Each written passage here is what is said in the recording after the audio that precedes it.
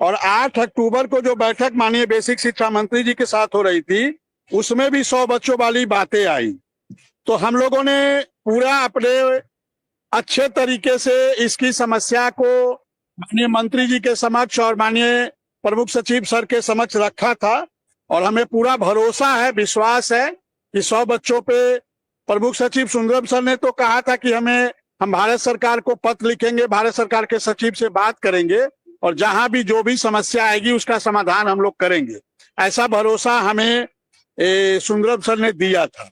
और बेसिक शिक्षा मंत्री जी की जो बैठक हो रही थी तो उसमें तो केवल बातें सुनी जा रही थी, उसमें उधर से कोई रिप्लाई नहीं हो रहा था, न कोई आर्गुमेंट हो रहा था।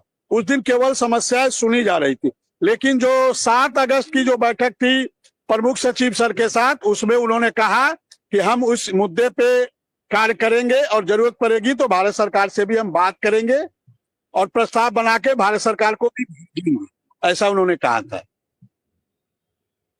चलिए, तो कुछ भी हो, आगे देखिए, सबके लिए एक राहत बनी रहे और अच्छी बातें बढ़ती रहे, आगे बढ़े निश्चित रूप से, तभी कुछ। हम लोग इसमें है कि इस समय सरकार हमें जो दे देगी हम ले लेंगे और फिर जो बचा रहेगा उसके लिए फिर हम लोग का प्रयास जारी रहेगा। सरकार इस समय जो हमें देगी, जो भी शासनादेश जारी होगी, हम उसको स्वीकार करते हुए, जो भी मानदेय बढ़ोतरी होगी हम उसको स्वीकार करते हुए, चूंकि हमारा अंतिम लक्ष्य तो नियमितीकरण है, हमारी अंतिम लड़ाई तो नियमितीकरण के मुद्दे पर जाकर समाप्त होगी। तो इस समय सरकार हमें जो दे देगी, मानदेय बढ़ोतरी है, ऑटो रिन्यूअल है, 14 CL है, मेडिकल है, महिलाओं का अंतर जनपदीय ट्रांसफर एक बहुत बड़ा मुद्दा है। कई परिवार टूट रहे हैं, लोगों के अंदर कहीं ना कहीं दिक्कत हो रही है, मायके पक्ष में ससुराल पक्ष में एक अजीब तानातानी की स्थिति बनी हुई है। तो कहीं ना कहीं समस्या का महिलाओं के अंतर जनपदीय ट्रांसफर बहुत बड़ी समस्या है और सुंदरम सर ने दिसंबर में कहा था इसको हम करेंगे। तो हम लोग आशा करेंगे कि सुंदरम सर अपने बातों के अनुसार इसको दिसंबर में आदेश जारी हो जाए और 10 से 15 दिन में उसका भी पटाक्षेप हो जाए सर जी।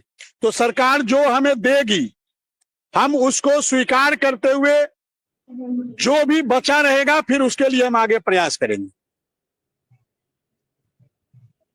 बिल्कुल आप ठीक कह रहे हैं, और लड़ाई तो कभी बंदी नहीं होती है। विक्रम सिंह, इन सब बातों के बावजूद भी क्या जो इलाहाबाद हाई कोर्ट का उसके बारे में कोई कोर्ट ऑफ कंटेम्प्ट के बारे में कोई सुनवाई की बातचीत? कंटेम्प्ट है इलाहाबाद में, उस पर भी तैयारी हम लोग की चल रही है। वकील साहब से बात हो रही है, हमारी एक टीम वहां भी काम कर रही है और सारी चीजों पे हम लोग नजर बनाए हुए हैं और वहां भी कंटेम्प्ट में आदेश आए ऐसा हम लोग का प्रयास चल रहा है सब।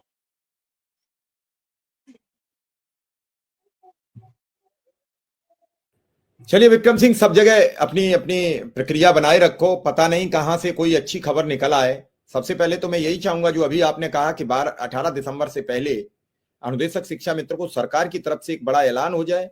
क्योंकि कल आपकी मुख्यमंत्री जी से मुलाकात हुई है तो आपको बेहतर पता होगा क्या है, क्योंकि जब वो आपको मिलते हैं और आपके पुराने परिचित हैं, अब बातचीत और देखा वाली और एक दूसरे की जो निगाह से निगाह मिलती है, उससे आपको लगता होगा कि अब वो बात नहीं है जो पहले थी। अब दौर बदला हुआ है, बदलते दौर में सब कुछ बदल जाएगा, ये बहुत अच्छी बात है।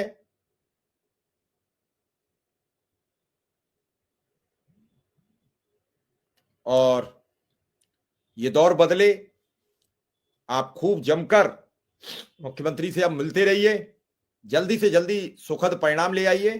कोशिश करिए कि लखनऊ भी मुलाकात हो जाए या गोरखपुर आपकी पर्सनल एक मुलाकात हो जाए, और वो जल्दी हो जाए ताकि एक और भरोसा नया जीत कर आओ और लोगों में एक अच्छी खबर सुनाओ। क्योंकि जब आपने अपने सवाल खड़े किए तब भी आपने अपनी दम पर खड़े किए, और आज नजदीक तक पहुंचे विधायक, माननीय मुख्यमंत्री जी, विधायक जी, तो सबसे एक दूसरे के सहयोग से पहुंचे। और मेरा मानना है कि यह सुखद खबर में तब्दील कब हो जाए, सुखद खबर में जैसे ही तब्दील हो जाए तो समझा जाएगा कि जीत नजदीक आ गई। अभी भी जीत उसी तरीके से है जैसे दूर दिखता गंगा का पानी, दूर दिखता समुद्र का जल, गंगा का जल, गंगा समुद्र